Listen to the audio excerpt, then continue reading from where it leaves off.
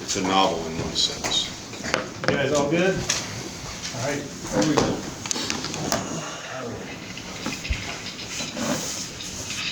How's Stephen E not doing? He's doing well. You gonna play tomorrow? Yeah, I anticipate him playing.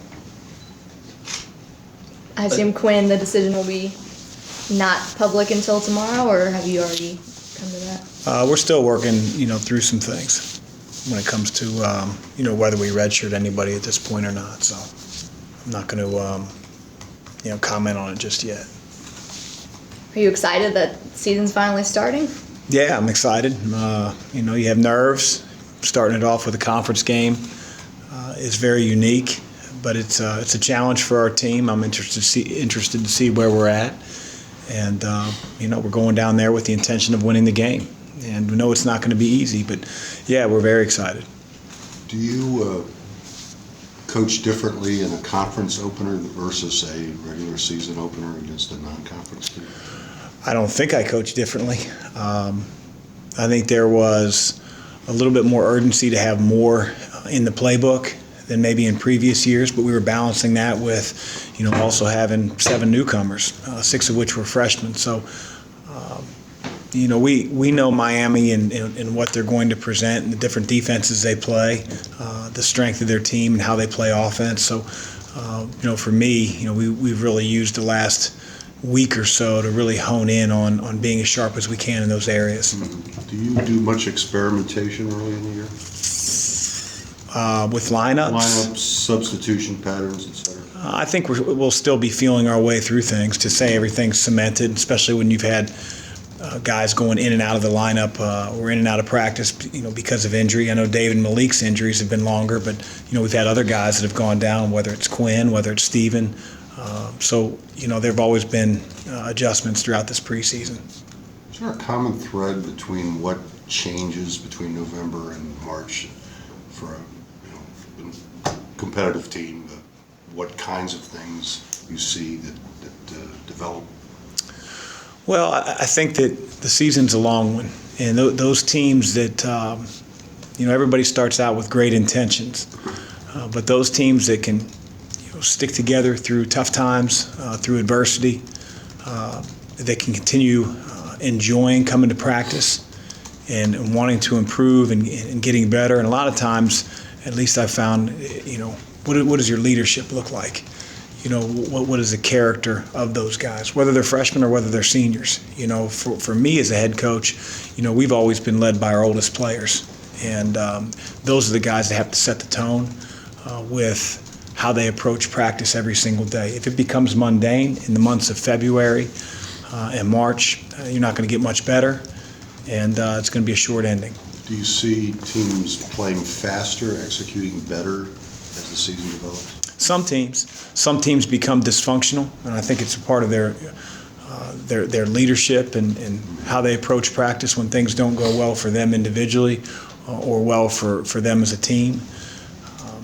But yeah, some teams do get better. Some teams continue to improve, and that's the quest for us is to be a team that continues to get better.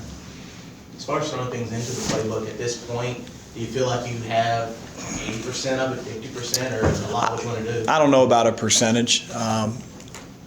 We have enough to be successful, and it's not going to be 1 or 2 more plays that needed to be added in order to win a game this early in the season.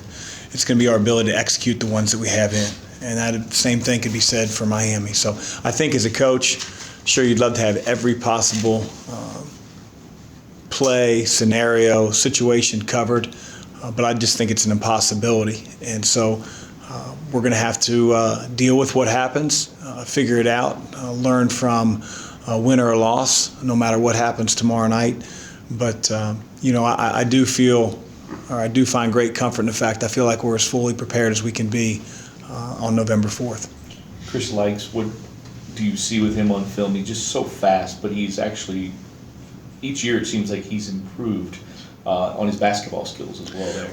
Well, my first go around against him was last year, and single-handedly in the first half, put the team on his back. He hit a 3, he got fouled, he got in the lane. He's a pest defensively. Offensively, he's just so hard to contain because he's so small. And a lot of times when guys are smaller in stature, they're not the lights out shooter that he can be. And he can really get, he can really get on a heater and knock threes from deep. And then, when you help, he's such a terrific passer. He uses his size well, his craftiness to get the ball in the lane, his quickness. And then he's got guys like Vasilovic and this year McGusty who, can knock down the three-pointer. So our ability to contain him, easier said than done, is a huge key tomorrow night.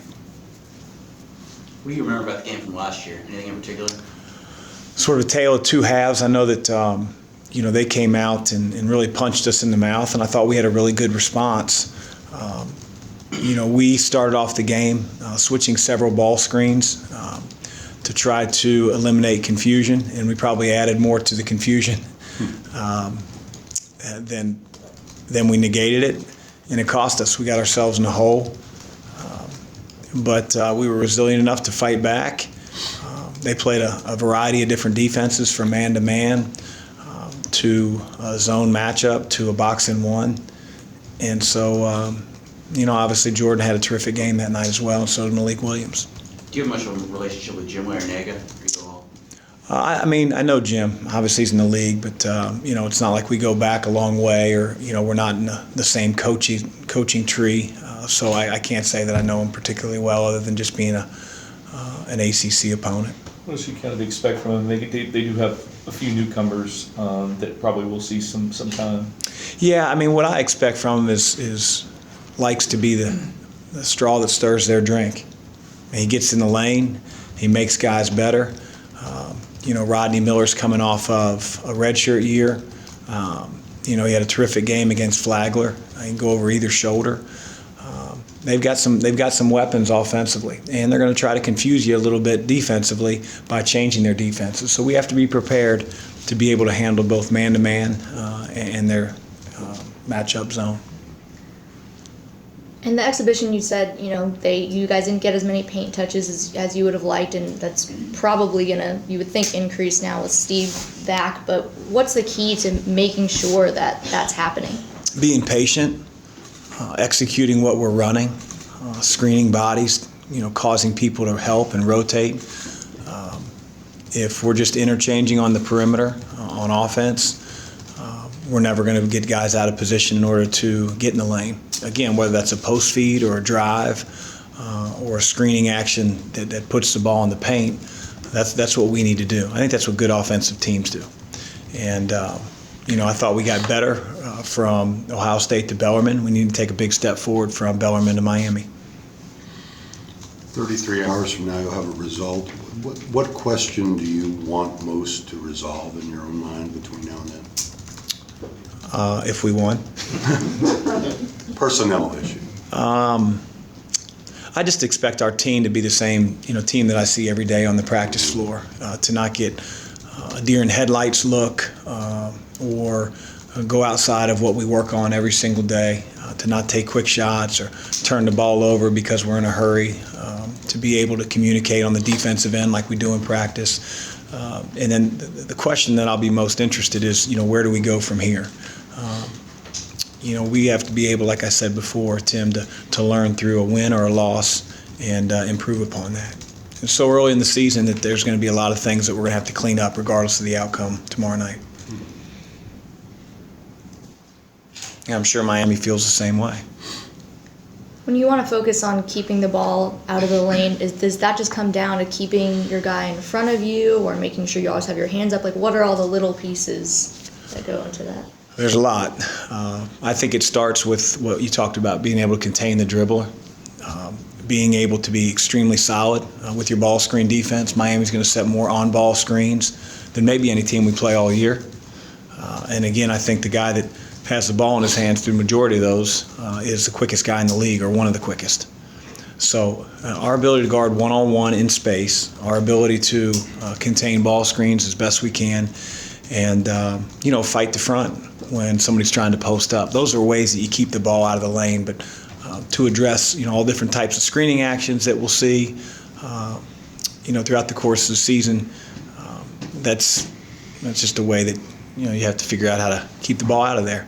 Miami tries to do it with space, by keeping their perimeter players really spaced and allowing a guy like Likes to get in the lane, and we have to try to prevent that. Anything else, Coach? Thank you, sir. Thank you. Thanks. Thank you.